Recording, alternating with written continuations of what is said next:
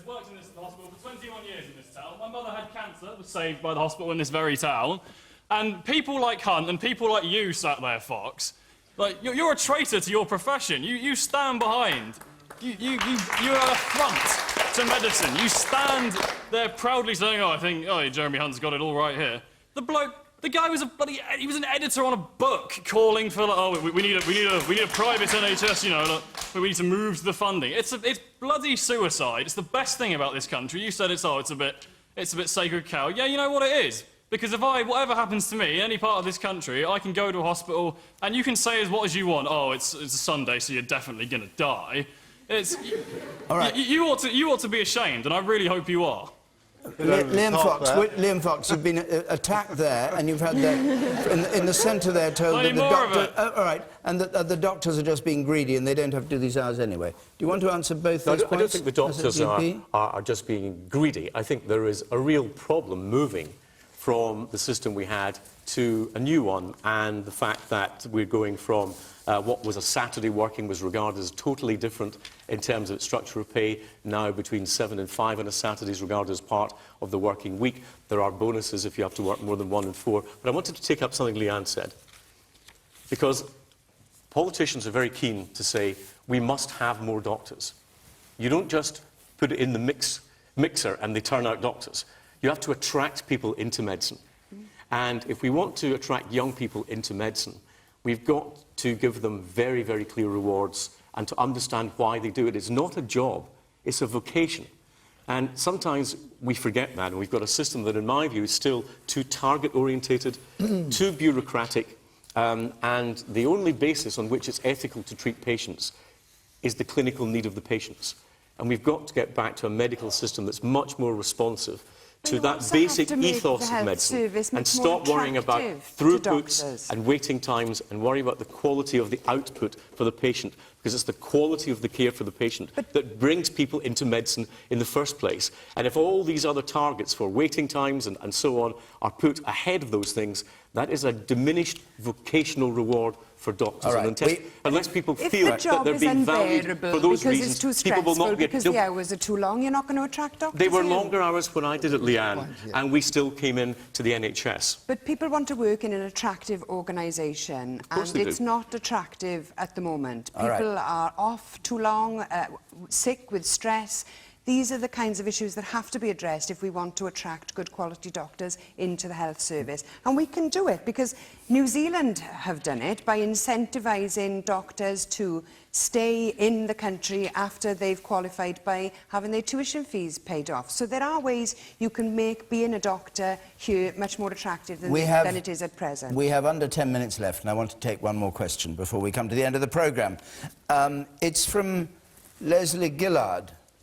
Happens to be a student nurse. That's not an NHS question, but Leslie, let's have your question. As we have a minimum wage, should we introduce a maximum wage? OK, this week the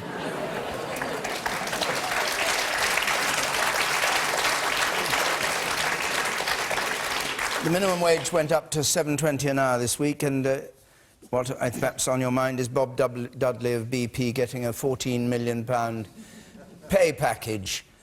Tim Martin, you're not short of a bob or two. Thank you for pointing that out, David. It's a tricky one. I think that people are very fed up with the enormous amounts that are being earned by PLC companies. That goes without saying. You're grappling with the great difficulty of wanting to attract the best businesses and the biggest businesses to Britain, at the same time as finding it repugnant that the very biggest business just about is paying 14 million quid a year. And I don't actually know the answer to that. But they've got sort of remuneration committees and so on. The boards of directors are overseen by non-executive directors who are supposed to control this. But the problem is the non-executive directors themselves are answering to people who are paid even more than the guys on the board in many respects. So it's a tricky one. I think you're going to have to put up with some pretty high pay to attract the biggest companies and if the biggest companies come here, we get a lot of tax, a lot of money from them, so you sort of have to hold your nose and put up with it. Yeah, what about the role of the shareholders? Because nearly 60% of the shareholders voted against this, and the chairman of the company said, yes, we hear what you say, but we'll, in effect, make our own decision. I think that is There are these votes going around, but they haven't really been effective, and mostly... But I mean, shareholders, I thought, owned the company. I thought it was a point of capitalism. I mean, this is... Forgive me, Tony, he honestly... Listen, I gather, by the way, you're against the living wage. You don't want to see the living wage. The living wage was introduced by Wetherspoon, in effect, a year before anyone else. We pay 40% of our profits to people who work in our pubs, which is more than anyone else. I'll answer your question, Paddy, because you said it 3 times. So I'd just like an answer. I'd like an answer. Yeah. If you would not interrupt me so much, I'll give you one. What we have done, what I feel is it's okay for Wetherspoon to pay a certain amount. I don't think it's going to work in Ashington or Carmarthen or a lot of places where the income levels are very low. If you pitch a very high living wage in order to get elected. This wasn't thought out by the pay commission that the previous coalition had, which I thought was very good. This came from George and David after a couple of pints at Chequers, saying, how can we get George elected the next time? He doesn't believe in living wages. Well, let's Okay, Leanne Wood. Leanne Wood, you can't have a minimum wage in Carmarthen.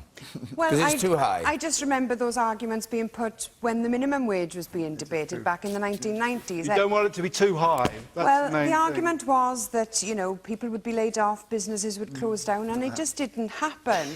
I think because it was done scientifically, Leanne, by the Low Pay Commission, not by George and someone else having a couple of pints. I think the question was about the maximum wage, and I think the idea of a maximum wage is a really good one, because then you could avoid the situation that we've seen arising in recent years where the top executives of organisations are paying themselves big pay rises, where those at the lowest paid end of the organisation have had to have either pay freezes or pay cuts. So if you had a maximum wage and you pinned your lowest paid workers to your highest paid workers, then the highest paid workers would think very carefully about how much they give themselves a pay rise, because then they would have to bring everybody else up at the bottom as well. So yes, from me, yes to the maximum wage. Okay, you sir. I think instead of a maximum wage, I think it would be better if we made the people earning those maximum wages pay their proper taxes, which, as you can see, hasn't been happening. Yeah, good point. Yes, you sir up there. I'm a business bank manager for small local businesses in Exeter, and it's not the companies the size of Tim's that have got a problem. It's the small owner-managed businesses who are having to put up their wages week in, week out, under pressure from their staff. That's who I'm worried about, not the big businesses. But because of the minimum wage or because of... Because of the minimum wage, and all their staff expect step-ups as well. And it's the business owners who are taking less money home and earning less profit, because it's all going in wages now. Liam Fox, do you answer him? Well, to answer the previous point, before that, the chap who raised about the taxes, in fact, the richest 1% now in the United Kingdom pay 28% of all income tax, which is the highest it's been in decades. Can you answer him? Because we've only got a moment or two left. I don't agree with a maximum wage. I'm very sympathetic to these small businesses because they are the ones who actually provide more employment in the country than anything else. I'm all for people making a profit. And I'm all for people making a lot of money if that's what they work hard for. People who set up a small business, who grow it, who sacrifice, who don't have their holidays so that they can get their business going. You're answering his point. His point is the minimum wage means all other wages are going up. That's what he's saying. That is the point that's already been made. It's where you set that minimum wage. I'm all for the fact that we have a system that there's a floor that no one should fall below. But I would have a problem with setting a maximum wage because I think those who work hard ought to benefit from it. What I have a big problem with is the crony capitalism where bankers get paid huge bonuses when the bank's actually losing money. It's all very well getting a bonus. It's all very well getting a bonus and getting profit and getting income when you're generating wealth, but you should not be getting the same rewards when you're actually consuming wealth. So empower shareholders. That's what you have to do. We have 60 seconds, Paddy, Empower left. shareholders. That's what you have to do. It's their money that is being robbed by those who are taking excessively high wages.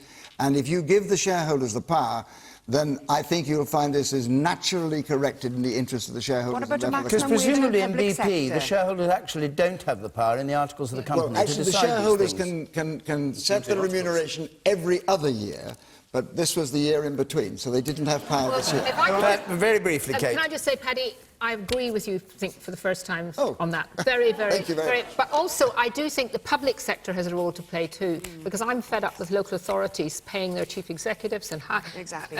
hospitals paying their chief executives huge amounts of money. And they make the very same argument that you did, Tim, that you don't attract the best person. Well, I remember public service when it was public service, and the idea that we should have to pay more and more to get people to run our local authorities and to run our hospitals, I think is wrong. OK. Time's up. I'm sorry.